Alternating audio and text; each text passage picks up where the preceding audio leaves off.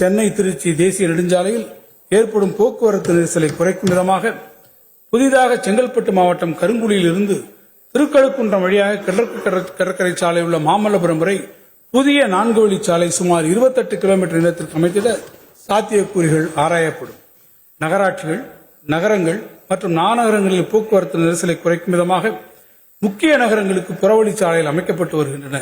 அதன் தொடர்ச்சியாக 348 கோடி ரூபாய் மதிப்பீட்டில் 12.5 கிலோமீட்டர் நீளம் கொண்ட கோயம்புத்தூர் மேற்கு புறவழிச்சாலை மற்றும் 225 கோடி ரூபாய் மதிப்பீட்டில் 12.4 கிலோமீட்டர் நீளம் கொண்ட திருநெல்வேலி மேற்கு புறவழிச்சாலை உள்ளிட்ட 14 புறவழிச்சாலைகள் அமைக்கும் பணிகள் மொத்தம் 1713 கோடி ரூபாய் மதிப்பீட்டில் இந்த ஆண்டு தொடங்கும்.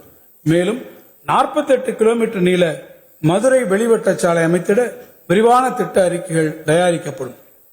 பசுமையான தமிழ்நாடு என்ற இலக்கினை அடைந்திட நெடுஞ்சாலைகளை பசுமையாக்கும் ஒரு பகுதியாக தமிழ் நிலப்பரப்பை சார்ந்த வேம்பு, உங்கை, நாவல், புளியமரம் போன்ற இன வகைகளில் 10 லட்சம் மரங்கள் நடப்பட்டு புவிசார் குறியிடப்பட்டு முறையாக பராமரிக்கப்படும். அதிக உயிரிழப்புகளை ஏற்படுத்தக்கூடிய விபத்துகளை குறைப்பதன் மூலம் விபத்துகள் இல்லாத மாநிலம் என்ற தொலைநோக்கு பார்வையை செயல்படுத்தும் விதமாக 200 கோடி ரூபாய் மதிப்பில் அதிக விபத்து நடக்கும் பகுதிகளான குறுகிய வளைவுகள் மற்றும் சாலை சந்திப்புகள் மேம்படுத்தப்படும்.